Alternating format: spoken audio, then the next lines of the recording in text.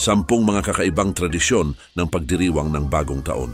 Welcome sa Arvin Polo TV. Ang bagong taon o New Year sa English ay isa sa mga pinakamasaya at pinakahinihintay na araw ng maraming tao.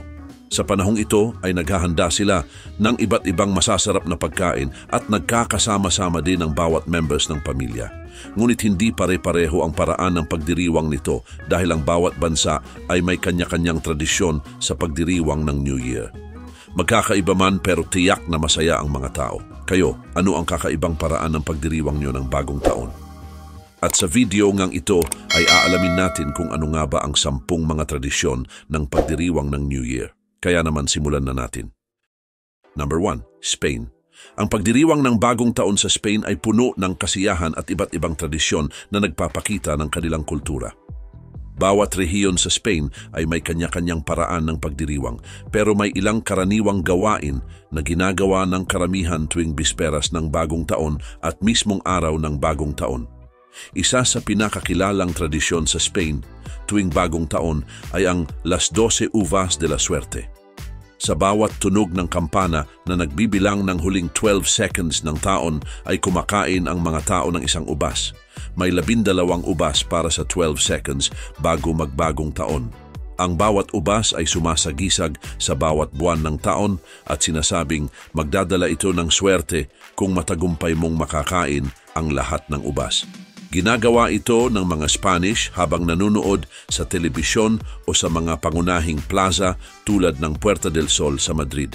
Samantala, pagkatapos ng pagsalubong sa bagong taon, ay nagsasama-sama ang mga pamilya at kaibigan para sa isang masaganang hapunan na tinatawag na Noche Vieja. Kadalasan ay may espesyal na pagkain tulad ng lechon, seafood at iba't ibang dessert sa hapunang ito. Mahalaga sa mga Spanish ang pagsasama-sama ng pamilya at mga mahal sa buhay sa ganitong okasyon upang magdiwang at magpasalamat sa mga biyayang natanggap sa nagdaang taon. Maliban pa rito, ang cava na isa namang uri ng sparkling wine na katulad ng champagne ay isa ring mahalagang bahagi ng pagdiriwang. Sa pagpatak ng alas 12 ay nagsasalusalo ang mga tao ng isang baso ng cava upang mag-toast sa bagong taon. Ang tunog ng kalansing ng mga baso ay sumisimbolo ng pagsalubong sa bagong simula at pag-asa para sa isang masaganang taon. Dagdag pa rito, isa pang kaugalian ang pagsusuot ng pulang underwear tuwing bisperas ng bagong taon. Ayon sa paniniwala, ang pagsusuot ng pulang underwear ay magdadala ng swerte at magandang kapalaran sa darating na taon. Number 2, Denmark. Ang pagdiriwang ng bagong taon sa Denmark ay isang masayang okasyon na pinagsasaluhan ng lahat. Ito ay panahon ng pagsasama-sama ng pamilya at mga kaibigan para magdiwang. Maraming tradisyon at ritual ang ginagawa na nagpapakita ng kultura ng mga Danish. Nagsisimula ang pagdiriwang ng bagong taon sa gabi ng December 31 na tinatawag na Nytårsaften. Ang mga tao ay naghahanda ng kanilang mga bahay at nagluluto ng masasarap na pagkain. Karaniwang nagsasama-sama ang pamilya para sa hapunan na tinatawag na Nytårsmiddag. Ang mga pagkain dito ay kadalasang isda tulad ng cod o salmon at karne tulad ng baboy at baka. Mayroon ding mga matatamis na pagkain tulad ng kransekage na isang cake na gawa sa marsipan at may mga sparklers. Samantala, isa sa mga pinakainaabangang bahagi ng pagdiriwang ay ang talumpati ng hari o reyna ng Denmark. Pinapanood ito sa telebisyon ng mga Danish sa ganap na 6 o'clock ng gabi. Sa talumpati ay nagbibigay ang monarchy ng mensahe ng pagkakaisa, pag-asa at pasasalamat. Mahalaga ito sa mga Danish dahil nagpapakita ito ng respeto at suporta nila sa kanilang monarchy. Pero habang papalapit ang hating gabi ay nagiging mas masigla ang kasiyahan.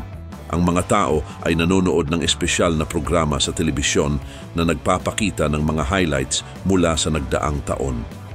Dagdag pa rito, isa pang tradisyon ay ang panonood ng pelikulang Dinner for One, na isang lumang comedy na bahagi na ng kultura ng pagdiriwang ng bagong taon sa Europe.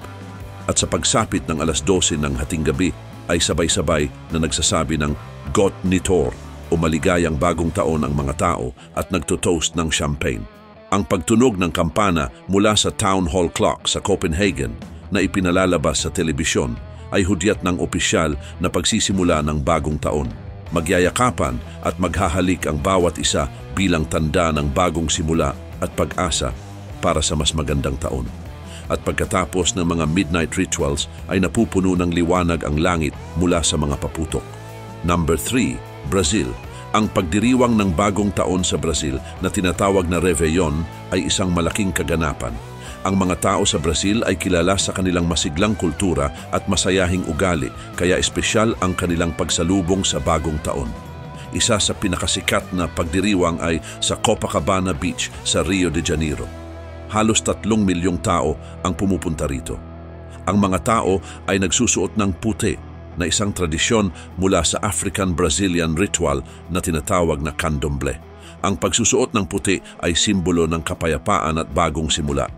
May mga nagsusuot din ng ibang kulay depende sa kanilang mga hangarin para sa bagong taon, tulad ng red para sa pag-ibig, yellow para sa pera at green para sa kalusugan. Sa hating gabi ay may nakakamanghang fireworks display na tumatagal ng halos 20 minutes.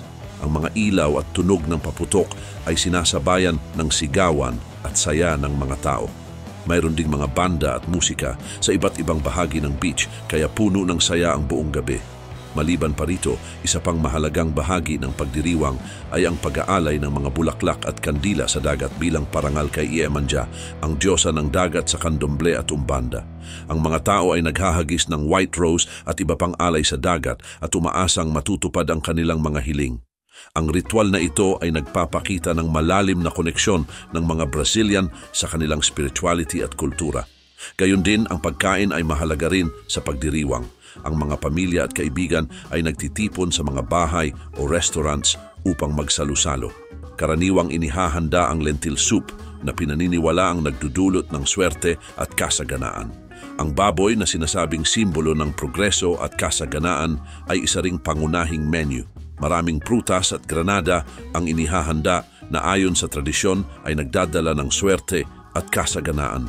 Ang sayawan at kantahan ay tuloy-tuloy hanggang sa madaling araw. Ang samba, na isang kilalang sayaw sa Brazil, ay hindi nawawala sa mga pagdiriwang.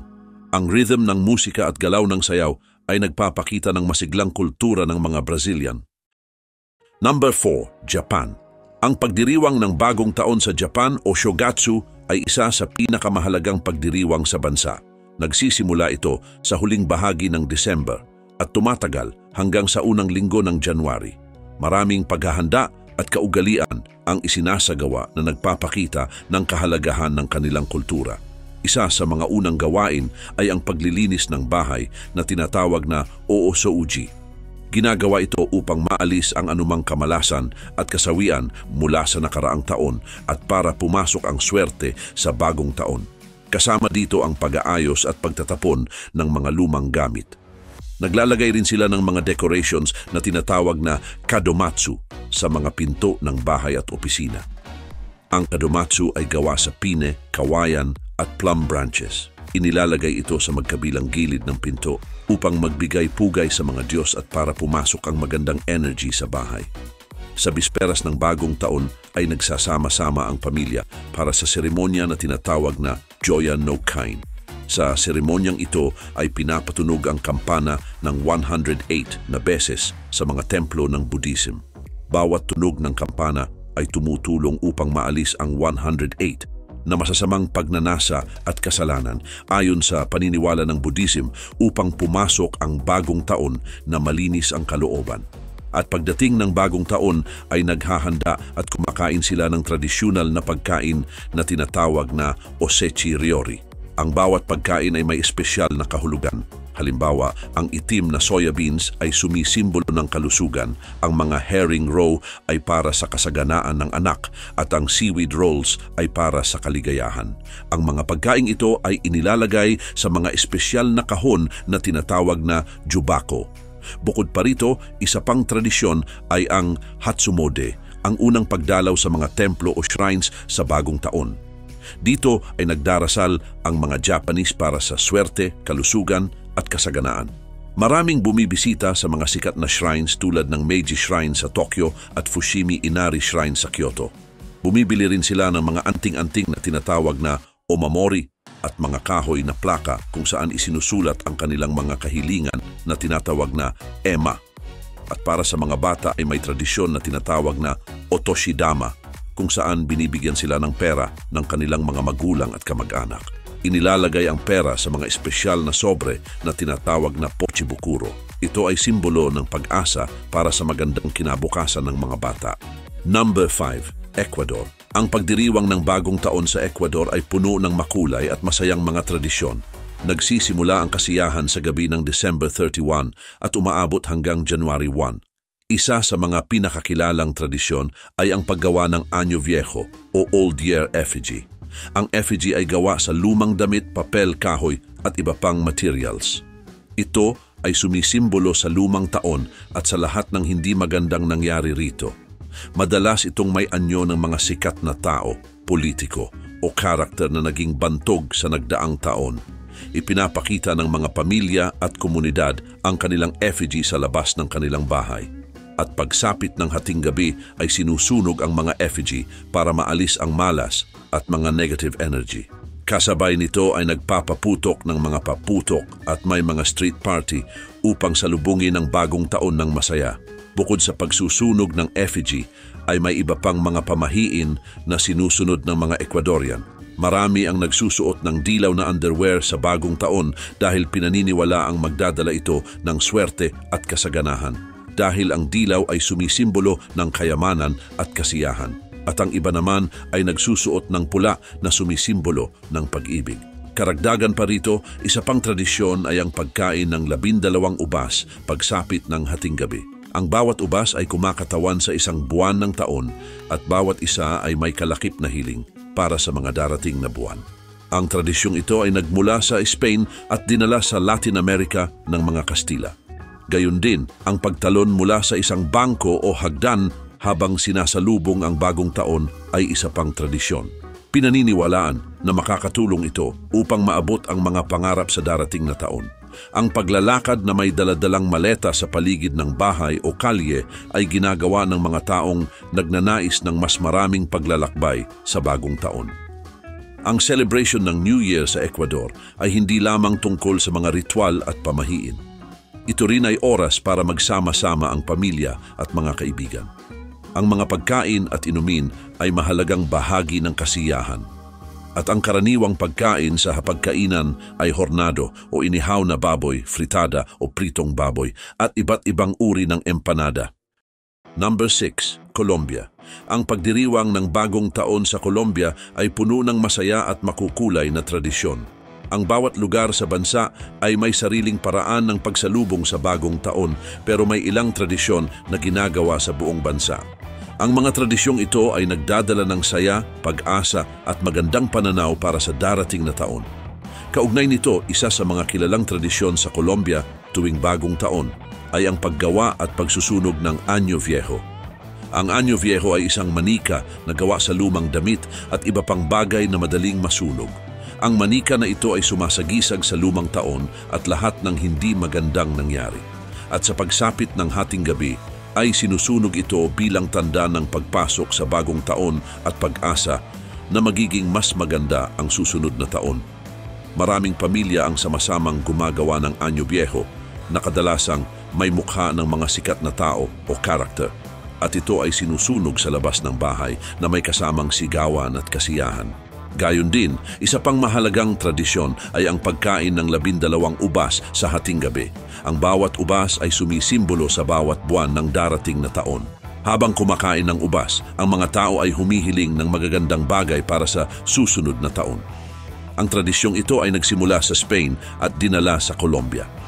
Ang bawat pamilya ay naghahanda rin ng mga ubas para sa bawat miyembro at nagsasama-sama sa pagbilang ng mga huling segundo ng taon habang kumakain ng ubas. Bukod dito, ang pagsusuot rin ng dilaw na damit ay isa ring kilalang tradisyon sa Colombia. Naniniwala ang mga tao na ang kulay dilaw ay nagdadala ng swerte at kasaganaan. Kaya maraming Colombian ang nagsusuot ng dilaw na damit o underwear sa pag-asang magiging masagana ang buhay sa susunod na taon. May ilan din na nagsusuot ng pula upang magkaroon ng pag-ibig at magandang relasyon sa darating na taon. Dagdag pa dito, ang isa pang nakakatuwang tradisyon ay ang paglalakbay ng mga tao na may dalang maleta sa paligid ng kanilang bahay o kalye. Ito ay sumisimbolo sa pagnanais na makapaglakbay at magkaroon ng bagong karanasan sa darating na taon. Number 7, Italy. Ang selebrasyon ng bagong taon sa Italy, na kilala rin bilang Capodanno, ay puno ng masaya at makulay na tradisyon. Ang gabi ng December 31 o La Festa di San Silvestro ay isang malaking okasyon kung saan nagtitipon ang mga pamilya at kaibigan para maghapunan at magdiwang ng sama-sama. Samantala, ang isang kilalang tradisyon sa Italy tuwing bagong taon ay ang pagsusuot ng pula. Naniniwala ang mga Italians na ang kulay pula ay nagdadala ng swerte at proteksyon laban sa masasamang espiritu. Kaya naman, marami ang nagsusuot ng pulang underwear o damit tuwing bisperas ng bagong taon. Ang pula ay simbolo rin ng pag-asa para sa masaganang buhay at magandang kalusugan sa darating na taon. Gayon din naman, ang pagkain ay isa ring mahalagang bahagi ng pagdiriwang ng bagong taon sa Italy. Karaniwang naghahanda ang mga Italians ng espesyal na hapunan na tinatawag na cenone, na nangangahulugang malaking hapunan. Ang tradisyonal na pagkain ay cotechino, na isang uri ng sausage, at zampone na gawa sa baboy. Ang mga ito ay simbolo ng kasaganaan dahil sa kanilang mataas na taba. Ang lentils naman ay isa pang mahalagang bahagi ng kanilang pagkain. Ang maliit at bilog na hugis ng lentils ay kumakatawan sa mga barya at sinasabing nagdadala ng yaman at kasaganaan sa bagong taon. Karaniwang kinakain ang lentils kasama ng cotechino o zampone upang magdala ng swerte at masaganang buhay.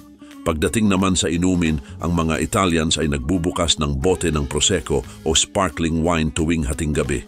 Ang tunog ng pagbubukas ng bote ay sinasabing nagpapalayas ng masasamang espiritu. At ang pag-inom ng sparkling wine ay simbolo ng pagsalubong sa bagong taon na may kagalakan at pag-asa. Karagdagan pa dito, ang isa pang makulay na tradisyon sa Italy tuwing bagong taon ay ang pagpapalipad ng mga paputok at pagpapakita ng mga makukulay na fireworks. Ang mga ito ay sinasabing nagpapalayas din ng mga masasamang espiritu at nagbibigay daan sa pagpasok ng magandang swerte sa bagong taon. Ang mga fireworks display ay karaniwang ginaganap sa mga plaza at public places kung saan nagtitipon ang mga tao upang magdiwang ng sama-sama. Sa pagsapit ng hating gabi, ay maraming mga Italians ang nagbibigay ng bacio o halik sa kanilang mga mahal sa buhay bilang tanda ng pagmamahal at pagkakaisa. Number 8, Chile. Ang pagsalubong ng bagong taon sa Chile ay isang makulay at masayang tradisyon. Maraming mga ritual at paniniwala ang ginagawa upang magdala ng swerte at kasaganahan sa bagong taon. Makikita ang mga selebrasyon sa iba't ibang bahagi ng Chile mula sa mga lungsod hanggang sa mga probinsya. Isa sa pinakakilalang bahagi ng pagdiriwang ay ang magagarang fireworks displays. Ang Valparaiso, na isang lungsod sa tabing dagat, ay kilala sa pinakamalaki at pinakamagandang fireworks display sa Chile. Libo-libong tao ang pumupunta sa mga baybayin bundok at rooftops upang panoorin ang mga paputok na nagliliwanag sa kalangitan.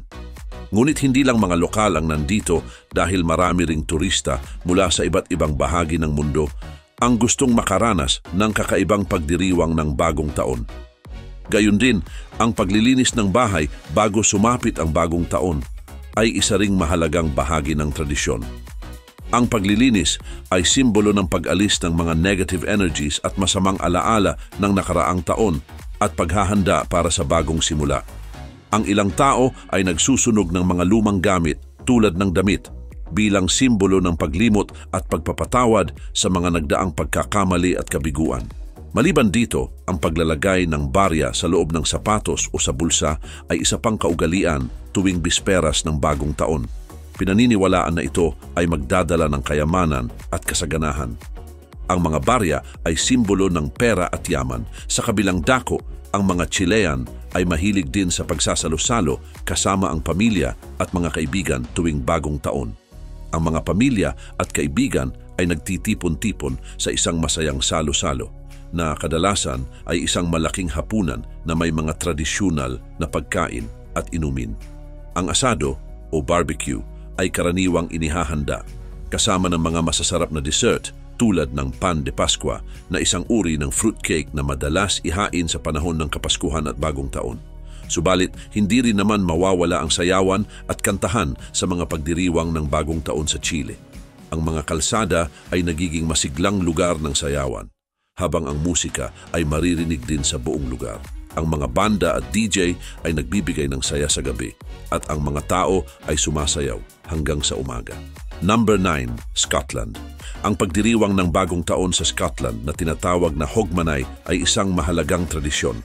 Sa Scotland, ang Hogmanay ay puno ng mga kaugalian at tradisyon na nagmula pa noong sinaunang panahon. Gayon din, isa sa mga kilalang tradisyon ng Hogmanay ay ang first footing.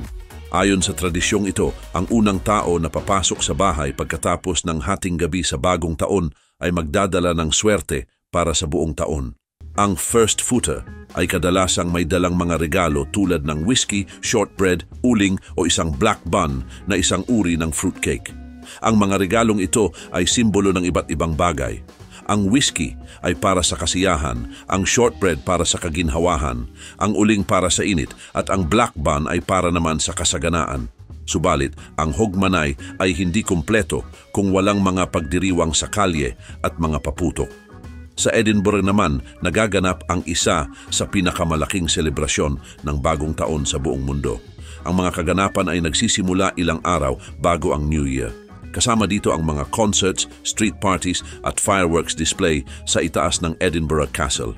Ngunit ang isa pang bahagi ng pagdiriwang ay ang Torchlight Procession na ipinagdiriwang tuwing December 30 kung saan libu-libong tao ang naglalakad sa mga kalsada ng lungsod habang may dalang mga torch. Samantala, mahalagang bahagi rin ng Hogmanay ang Auld Lang Syne na isang kanta na isinulat ni Robert Burns, isang kilalang poet sa Scotland.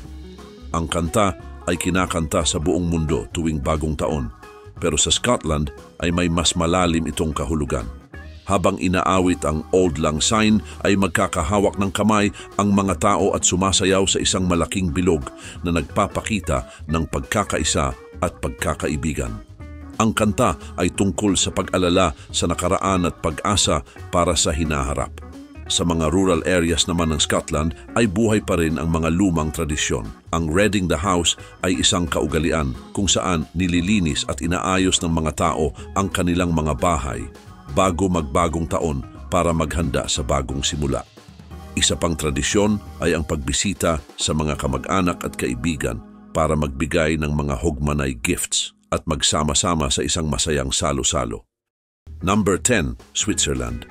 Ang pagdiriwang ng Bagong Taon sa Switzerland ay masaya at puno ng kulay. Iba-iba rin ang mga tradisyon depende sa rehiyon, ngunit bawat isa ay may sariling paraan ng pagsalubong sa Bagong Taon. Samantala, isa sa mga kilalang tradisyon sa Switzerland tuwing Bagong Taon ay ang Silvesterklausen sa rehiyon ng Appenzell. Ang mga lalaki na tinatawag na Klausen ay nagbibihis ng magagarbong kasuotan at naglalakad sa mga kalye. Ang kanilang mga kasuotan ay maaring traditional o kakaiba tulad ng mga maskara at headdress na gawa sa halaman at hayop. Binibisita din nila ang mga bahay-bahay upang umawit at magbigay ng pagbati. Subalit, hindi rin naman mawawala ang masasarap na pagkain sa pagdiriwang ng Bagong Taon. Karaniwan ay may espesyal na hapunan ang mga pamilya na tinatawag na Silvesterabend. Kabilang sa mga pagkain ang fondue at raclette. Ang fondue ay isang paboritong putahe kung saan isinasawsaw ang tinapay sa tunaw na cheese. Mayroon ding mga dessert tulad ng Berliner o Krapfen na isang uri ng donut na may laman na marmalade o custard. Tulad ng maraming bansa, ay kilala rin ng Switzerland sa kanilang makukulay na fireworks tuwing Bagong Taon. Ang mga pangunahing lungsod tulad ng Zurich, Geneva at Bern ay may malalaking pagdiriwang na may paputok at pailaw. Ang mga tao ay nagtitipon sa mga public places at sabay-sabay na binibilang ang natitirang segundo bago sumapit ang alas 12 ng hating gabi. Sa Zurich, ang Silvestersauber ay isa sa mga pinakapinapanood na kaganapan kung saan libu-libong tao ang nagtitipon sa tabi ng Limmat River upang panoorin ang kamangha-manghang fireworks. Sa Geneva naman, ang lawa ng Geneva ay nagiging sentro din ng mga pailaw at paputok. Dagdag pa rito, ang Bagong Taon ay panahon din ng pagninilay at paggawa ng mga panata o New Year's resolutions. Maraming Swiss ang nagsusulat ng kanilang mga layunin para sa darating na taon. Ang paggawa ng mga panata ay isang mahalagang bahagi ng kanilang kultura na nagbibigay ng direksyon at inspirasyon para sa bagong simula.